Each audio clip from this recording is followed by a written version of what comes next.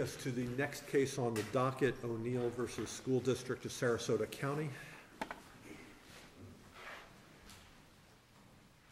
For those who will be arguing today, it is 20 minutes per side. If you are the appellant and wish to reserve time for rebuttal, if you want to reserve up to 5 minutes, just let me know that you want to reserve that. And when we get to that point in the argument, I will let you know that you're there, and then you can sit down and have your rebuttal, or you can eat into the rebuttal time.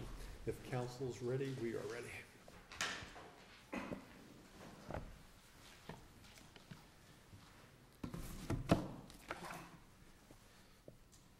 May it please the court, I'm John Bringardner with Lewis, Brisbois, Bisgard, and Smith. I'm here on behalf of Diana O'Neill, the appellant in the case, and we'd like to reserve 5 minutes for our rebuttal, if that's all right. We're requesting this court to reverse the decision of the school board, which denied Ms. O'Neill her request for reimbursement of reasonable expenses pursuant to Florida Statute 1012.26 after she successfully defended herself both in a criminal action but also, important here, in a civil action. Isn't the key issue in this case whether what she did was within the scope of her employment? Yes, Your Honor, it is. And you want to just kind of... I'll be happy to just get to it. I'd be happy to do that, Your Honor. And our position is that the school board erred in its decision in 3 areas, one of which is the interpretation of the statute, and in particular that plain and unambiguous language. If I might, this appears, from what we can understand, to be a question of first impression for any of the courts in the state of Florida. But there are 2 other courts outside of the state of Florida that have squarely addressed this issue, involving a teacher requesting reimbursement for alleged misconduct after successfully defending themselves either in a criminal or civil action. Those cases are not cited, unfortunately, in our briefs, but I'd like to bring them to the court's attention because I think they'd be quite helpful. Have you filed a notice of supplemental authority? I have not, Your Honor, and I'd be happy to do that, and I apologize. Unless you've already given the other side the opportunity to review those cases, you can't argue them. Okay. I can explain why the issue then, and perhaps this will help the court's understanding of this. In looking at the question of arising out of, the plain language of the statute contemplates that it must arise out of the employee's duties. And when looking at the facts of this particular case, first of all, the plaintiff alleged in her second amended complaint, paragraph 64, that all these acts were done in the scope of her employment, and that they were done on the property, and they're done in her role as a teacher. Specifically, that's what the... and during school hours, right? During school hours, yes, Your Honor. And that was the case that was litigated in federal court, and that was a case that was dismissed. And under the Thornburg case from the from the Florida Supreme Court, we are then the prevailing party on those issues. The plaintiff, the school board then... Although it was not determined on the merits. It was not determined on the merits. And so Thornburg you're not the prevailing party on the merits of the issue. You're a prevailing party because the case was over. That is correct. And I think Thornburg provides us authority to, As long as it's within the course and scope of employment. So the question becomes then, to me, how is the determination to be made as far as was her conduct within the course and scope of employment? There's generally 2 ways to look at this. Well, because teachers that's not part of their job description to do what she did. I understand that. And that's obviously the difficulty with this case. Assuming those allegations are correct, in a criminal court where she was tried, she was found not guilty. In the cases, in the civil case, the claim was dropped. But there's 2 ways to analyze that arising out of standard. One is a general or a high view, and you're looking at, was it generally related to what she did, a but-for analysis, but for the fact she was a teacher, and this would not have occurred. And there's a specific analysis where you look at the specific acts. Well, before you go into it, let me give you one example of a case so that you can work it into your discussion. Yes, Your Honor. If an employee of a company who has a driving route deviates from the route to run a personal errand, they're on the clock, they're in the course and scope of employment when they're doing their route, but they now deviate. There are cases that say no vicarious liability because they've deviated. So I want to make sure that as you're addressing it, you work that kind of scenario into it, because I think that's analogous. You anticipated where I was going, Your Honor, and actually, when you look at the vicarious liability cases, the sovereign immunity cases, and you compare that with the statutory reimbursement, there are two very different goals in mind for both of those. For vicarious liability or sovereign immunity, the courts are trying to narrow the issues to protect the employer, whether it be the government because it has waived immunity, or an employer who is controlling this particular employee. And so they want to make sure very narrowly, does it meet the statutory or the common law exception for vicarious liability or sovereign immunity. The statute, on the other hand, has a very broad, and should have a very broad reading, because it's meant to protect employees from having to bear the expense of litigation and have a chilling effect on being able to recruit and be able to retain qualified employees, because they fear, I'm going to get sued in my job.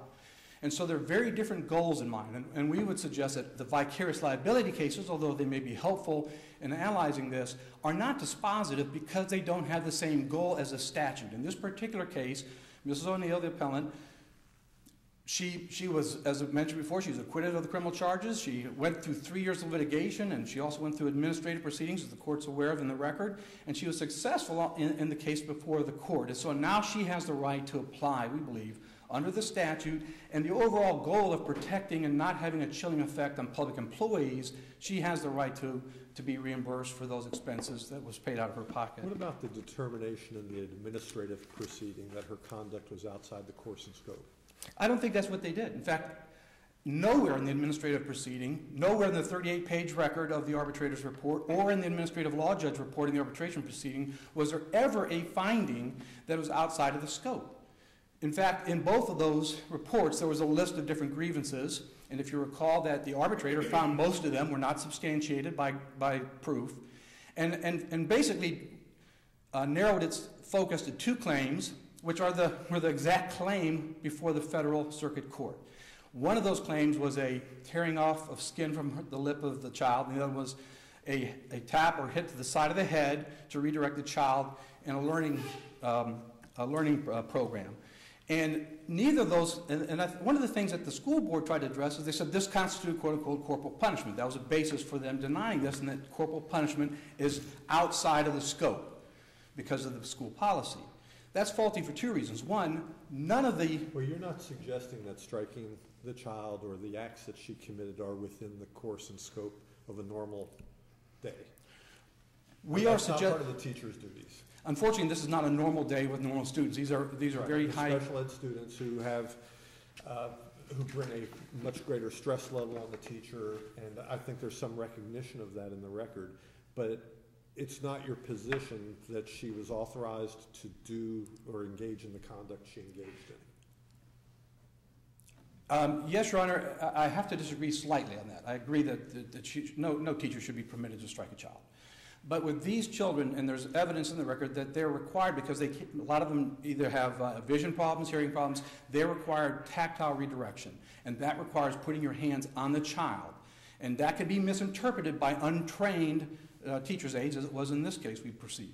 And so, counsel, isn't that a factual dispute as to whether or not she was applying the interventions that you use with special ed kids in contrast to whether or not she committed a battery on this kid?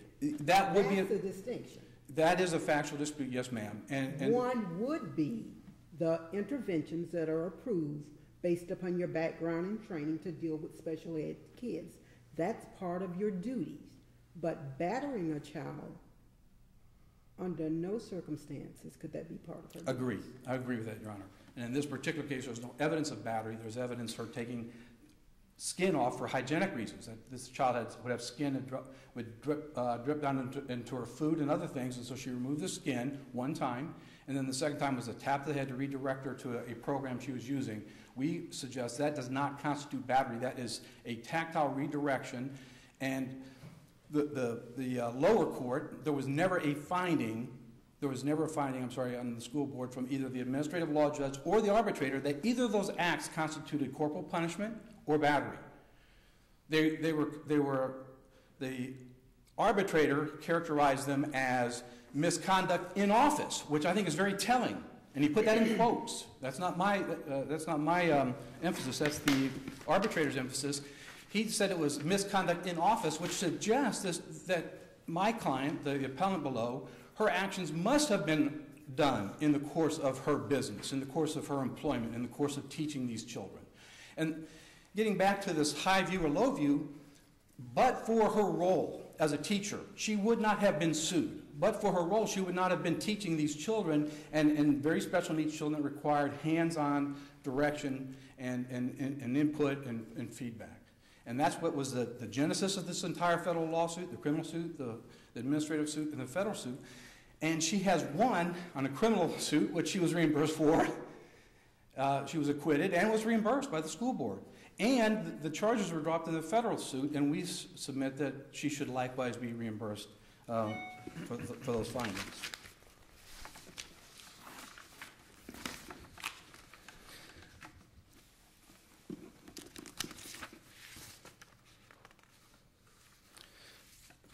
And I want to make one other note on this issue of corporal punishment in case it's in the back of the court's mind here. One of the reliances of the school board was that this somehow constituted corporal punishment, which was nowhere to be found in either the administrative law judge or the arbitrator's 38-page opinion. We suggest that as an improper misinterpretation of what occurred. I've already argued that. But secondly, and most importantly, the school board in its final order below ignored a very important part of the collective bargaining agreement that permits teachers, like the appellant, to use physical contact that was done in this case. And that's Article 18C of the collective bargaining agreement. It's in the record at page 294 through 295. That agreement provides that, quote, a teacher shall have authority to come into physical contact with students to the degree necessary for the purpose of establishing or maintaining control of students. Furthermore, such physical contact shall not be construed to be corporal punishment. And that's precisely what happened in this case, and it's precisely what the appellant below in the civil action, the federal civil rights action, raised as the affirmative defense, that these physical acts that she was doing were within her scope and within her training as a specialist in dealing with special education children. Lastly, I want to address the issue of the board's exercise of discretion was inconsistent with its prior agency action involving similar issues. We addressed that in our brief. We cited both the criminal action, which I just mentioned, but in our reply brief we also cited another incident where a school bus driver was acquitted of child molestation charges, and they were allowed to apply for reimbursement of their fees for the acquittal. And under no set of circumstances would child molestation be considered in the course of somebody's employment as a bus driver or teacher, and yet they were allowed to do that. So there's an inconsistency with the school board in its application. In the arbitration proceeding, she had the opportunity to present her position as to what occurred, correct? I'm sorry? In the arbitration proceeding, your client had the ability to present her evidence as to what occurred and why Yes. she did what she did. And I understand that the arbitrator didn't make the legal conclusions as far as whether it was in the course and scope. But to what degree are we bound by the findings that the arbitrator actually made in terms of she undertook conduct, and I think the wording was in callous disregard of the well-being of the child? Aren't we bound by that?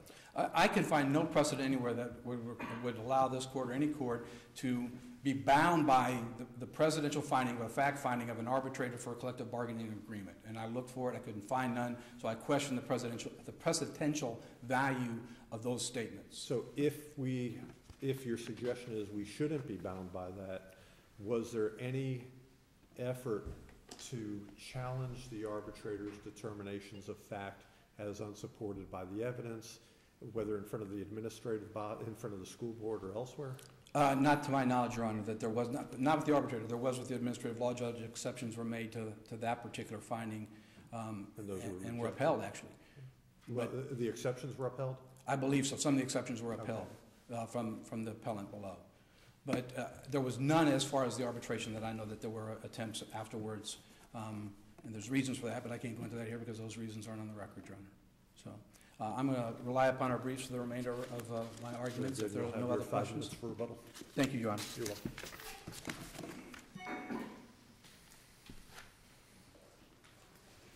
Mr. Hart. May it please the court, Art Hardy from the Matthews Eastmore firm on behalf of the appellee, the School Board of Sarasota County. So, can I just get to it again? Absolutely. Well, what's the purpose of the statute then? The statute basically says if a teacher, for example, in the situation that this lady was in the scope of her employment, something happens, she gets sued, she's entitled to recover her fees if she prevails. I mean, I can't think of anything else she could do in her job that would cause her to be sued. I mean, if she's just, is she going to be sued for improperly teaching history? Is she going to be sued for she didn't give a long enough recess? This is the very kind of thing I think the statute contemplates. It is, Your Honor, and I think there are two things under the statute. One, was she sued and did she prevail? Two, were the actions in the course and scope of her employment. She could be sued, and obviously this is an extreme case, if she brought a gun and shot a student. Would any of us argue that was in the course and scope of her employment? I think not. So just the fact that she is sued, just the fact that it took place during the school day doesn't answer the question. These are somewhat... Well, actually, let me use your example for a moment. Let's say it happens to be a school located in a very bad area, high crime, students who are problem students. And there's a school board policy that says teachers can't bring weapons to school. But you have a teacher who says, they're not protecting me, I've got to protect myself. And the teacher's claim is the student was attacking me, I pulled out the gun and shot the student. If there was a successful defense, I mean, anybody can be sued for anything, we know that. But if there's a successful defense, that's different. But let's take it. Would it be different? Because it's a violation of school board policy to have the weapon. It's a really bad outcome. But the jury, whether for a jury pardon in the criminal case, whatever, they find not guilty, civil lawsuit, school board's got potential for vicarious liability, they settle it. I think that's possible, but that's not our case here. We have very unique facts which may never come up, which I don't believe we've ever found before and may never come up again. And that is, we had the criminal case that was just felony child abuse, no lesser included offenses, so there wasn't a battery case count, acquitted. Mr. Bringarner says, well, they reimbursed for that. And the answer is yes, that's correct, because at that point in the chronology, the only thing that had happened was Mrs. O'Neill had been acquitted of those charges. No facts were found. It was just the conclusion she was not guilty. Then we had the arbitration proceeding. There, facts were found. Many facts were found. Facts that led the school board to conclude, and the 11th Circuit, I believe, supported that in their decision, which I'll get to in a minute, that the action she took, while perhaps a criminal jury found they did not constitute felony child abuse, the school board decided constituted actions outside the course and scope of employment. Then we have the civil case, which no facts were found in. There was no adjudication on the merits. The plaintiff just quit a week before trial. So the school board was able to look at the facts that were found in the arbitration proceeding that was between Mrs. O'Neill and the school board, was fully litigated, and determine whether the facts, not the effect of an acquittal or not the effect of a voluntary dismissal, but whether the facts justified a conclusion that she was either in or out of the course of employment. Except for she's been reimbursed for the fees she expended to defend herself in the other proceedings, am I right? In the criminal proceeding, which that decision was made chronologically before anything else had happened. So the school board, I think that actually shows that the school board is making a conscious and thoughtful decision about this. At that time, there was no basis, there was no factual basis for the school board to deny that. It was presented with, she allegedly abused children in school. The jury said, not guilty. That was what there was. If that was the case we were here about, I think I would have a very difficult time to justify that. Didn't the school board already have the information from the other room aides or teachers as to what occurred. There had been testimony. There hadn't been any real change in the facts. It's just now you've got a determination by the arbitrator saying, okay, Right. well, it's excessive. And the school board, under 101226, I'm not aware of authority for the school board to conduct a trial. The school board was presented with the facts of the acquittal, it paid. Then, with respect to the civil case, years later, it was presented. Are you saying that the school board, absent the arbitration, are you saying the school board could not have denied the claim for fees based on the information that was gathered as part of the criminal case? I think it would have been more difficult, and it would have required a completely different proceeding. And quite honestly, I don't know if that type of trial, judicial type proceeding is contemplated under 101226. I mean, it's usually not for the school board. I've never seen a case where the school board, in essence, conducted a trial to make that decision. But in this case, they didn't have to because the trial had already happened. It had happened in a 2-day arbitration proceeding with a 38-page arbitration award that found, among other things, not a gentle redirection of a student. And this is a student that was among the most disabled you could have. A student who is blind, who is defenseless, who can't move, who literally, and I use that word advisedly but accurately, literally had a portion of her brain removed. This is not me or you as an elementary student who can even say, hey, what's going on here? And what the arbitrator found was that in exasperation, not in redirection, in exasperation, forcefully struck the young girl's head with the back of her hand. And the arbitrator found that testimony to be credible and made that fact finding and found that her account of it, Mrs. O'Neill's account of it, he specifically found not to be credible. So that's the facts that are found. Now, the 11th Circuit opinion in the underlying case that we're really talking about, the 11th Circuit didn't find facts. It was determining whether a summary judgment was appropriate on qualified immunity. The magistrate judge in the federal court had denied Mrs. O'Neill's motion. The 11th Circuit affirmed, and the 11th Circuit was dealing with the allegations, and they were only allegations in their case, but they were proven in the arbitration, the hitting. And they found, the 11th Circuit found that was sufficient allegation to proceed with a substantive due process claim, which proceeds in federal court only if the judicial conscience is shocked. That is a very high standard, and said the ripping of the skin wasn't enough for a substantive due process claim, but it was enough for the hitting of a child. And specifically, the court said at page 845 of its opinion, Mrs. O'Neill striking a profoundly disabled student was, quote, unjustified by any governmental interest, close quote. So, did this arise in the course and scope of her employment? Certainly, the 11th Circuit didn't specifically answer that question, but it found that that alleged conduct, which the arbitrator found as fact, was unjustified by any governmental interest. That's in line with a number of the cases we've cited in our brief. I think the two most analogous ones, certainly, are from out of state. That's the Tall case out of Maryland and the Vicky M case out of the federal court in Pennsylvania. And I say those are the most analogous because those specifically had to do with special education teachers striking students. In the Tall case, the teacher had battered a special needs young man because he had urinated in his pants in class. And the court specifically found that that was not in the course of the teacher's employment.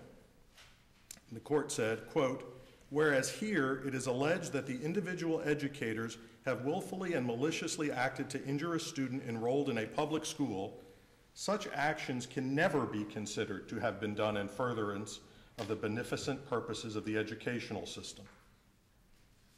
So that court, at least, the Maryland appellate court, said if you are hitting a student in that context, that is never in the course and scope of your employment, similar to what the 11th Circuit said. Now, the arbitrator did seem to have at least some empathy for her, understanding the frustration level that can build up in that specific kind of classroom. Right. Does that weigh into the mix of course and scope that there is a foreseeability factor that a teacher, I don't want to say could lose it, because we don't know if that's really what happened here, maybe she did, maybe she didn't, but that it is a higher stress environment where a teacher might react in a way that she normally wouldn't react. I don't think that answers the question of whether her actions were in the course and scope. I think that may answer the question, at least for the arbitrator, what do you do about it? And he said she should be suspended for 4 weeks as opposed to terminated. It's a decision, frankly, I still have issues with myself, but that is the decision. But I don't think that says, oh, well, you had been a teacher successfully for a number of years, you lost it that day, in exasperation was the phrase he used, forcefully struck. I don't think that makes that part of your teaching duties. The other case I mentioned was the Vicky M. case from a federal district court in Pennsylvania. And there was a teacher of autistic students. And the teacher employed some sort of, and I'm not sure it was ever said exactly what it was, but aversive techniques, some kind of negative reinforcement. I don't know if it was hitting, I don't know what it was. But the court found that that was not in the course and scope of employment, and similar type reasoning. We've cited the court with other decisions in the school board context in Florida, not sure how to pronounce the Duyser case, D-U-Y-S-E-R. That's where a teacher was involved with students doing some satanic rituals at school during school hours. Court seemed to have no trouble saying that's not part of the course and scope of employment, even if it happened in the classroom during the school day. The Willis case from the 3rd DCA said a physical education teacher's assault and battery on a student in school, presumably during the school day, was outside the course and scope of his employment. Excuse me, there are also a number of cases that I'm sure the court's aware of, some of which we cite about sexual battery, not necessarily in the school context. But also those cases that this court's opinion in agri-turf management, where a grandfather apparently had taken his granddaughter to work. He was working, doing work, but also was doing inappropriate sexual things with her. And this court found that did not occur in furtherance of the business objectives of the adult's employer, and therefore was not in the course and scope.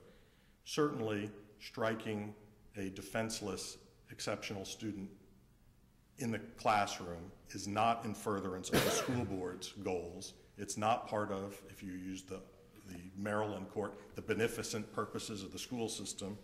It's not, to quote the 3rd DCA in the Iglesia Christiana case, not motivated by a desire to serve the employer. Not only is this behavior unauthorized, it is specifically not permitted. If it's not an attempt at some type of corporal punishment, what is it? It's not redirection. Redirection, sure. Hands are placed on students, ESE students and others all the time. This was, according to the facts found by the arbitrator, in exasperation, forcefully hitting a child. What else is that? It's a battery. So we believe the school board had very good evidence at this point in time, after the arbitration, to use those facts. To say somehow that the school board shouldn't consider those facts, with all due respect, doesn't make sense to me.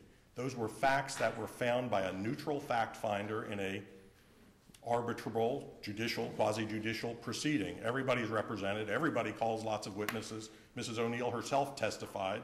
We can tell that from the record, from the arbitration result, because the arbitrator specifically found her testimony not to be credible on this point. To suggest the school board should not consider that just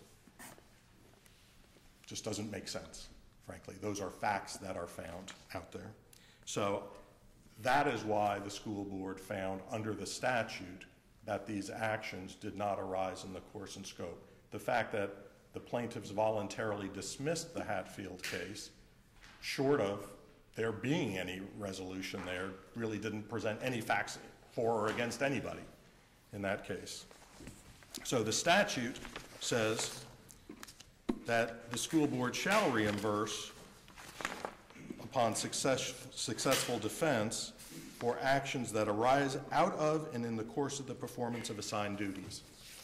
the school board was correct to decide that the actions that underlied the Hatfield case, the hitting of their daughter, among other things, did not arise out of the course of Mrs. O'Neill's duties, and it had fact findings by the arbitrator to support that. They didn't just make that up on their own. So for that reason, we would ask this court to affirm the final order of the school board. Thank you. Thank you.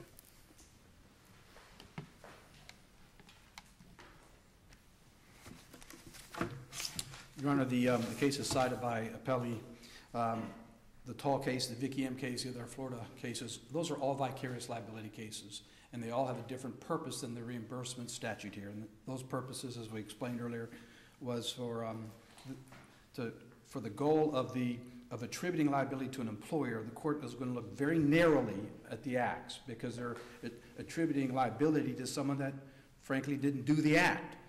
Whereas under this reimbursement statute, it's a very broad goal, and that goal is to protect public employees from bearing the expense of lawsuits. And that's, that was the language in the Thornburg Florida Supreme Court case. It's in our brief.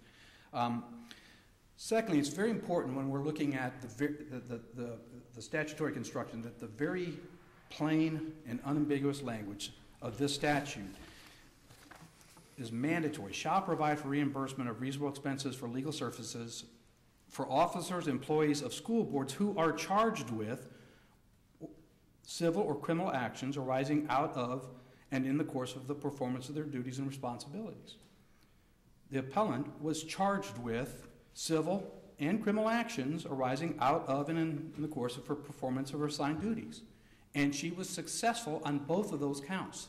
She is reimbursed on one and not the other. Well, in the criminal case, clearly she was successful because the jury acquitted her, correct? Yes, ma'am. And in the civil case, she is the indirect beneficiary of a voluntary dismissal. Correct. With no determination by the trier of fact. But the Thornburg case says that there's no reason to distinguish between the two, that a voluntary dismissal is equivalent to, or makes a person a prevailing party for purposes of reimbursement. But the statute doesn't use the language prevailing party. That's correct. It uses the language upon successful defense by the employee or officer. And in the Thornburg case, it was almost under similar facts, but under common law and a similar statute. That court said that because it was a voluntary dismissal, that public officer was entitled to a reimbursement, very clearly. The concern that we have is that in this case, there's no agency rule in the record that defines arising out of. There's no agency rule in the record that defines performance of duties. And therefore, there's no special expertise that this court must defer to the lower ruling and the lower, the agency below. All of the facts that came in through the proceedings, the agency and the arbitration decision and the administrative proceedings, those facts were all known at the time of the criminal case. There was no change in facts between the time of the criminal case, the first arbitration, the administrative law decision, and the federal court case. In fact, the appellee states that all the, quote, exact same facts as those in the federal case. That's part of the final order below. They acknowledge it's the exact same facts. There was no change in facts. They had all the facts at their disposal when the criminal case was resolved, and they chose to reimburse. And so therefore, there's an inconsistent agency action now that our client is being, that the appellant is being damaged by, and that is also grounds for reversal. We are asking the court to reverse on three grounds. One is that there was a misinterpretation of the plain reading of the statute. Secondly, that there's no competent substantial evidence that would support a finding that these acts did not arise out of the performance of the duty. And thirdly, that the inconsistent agency action is not a proper grounds for the court decision below or the agency decision below. If there aren't any further questions, we'll rely on our votes. Very good. Thank you, counsel. The next case is Areola versus Rose.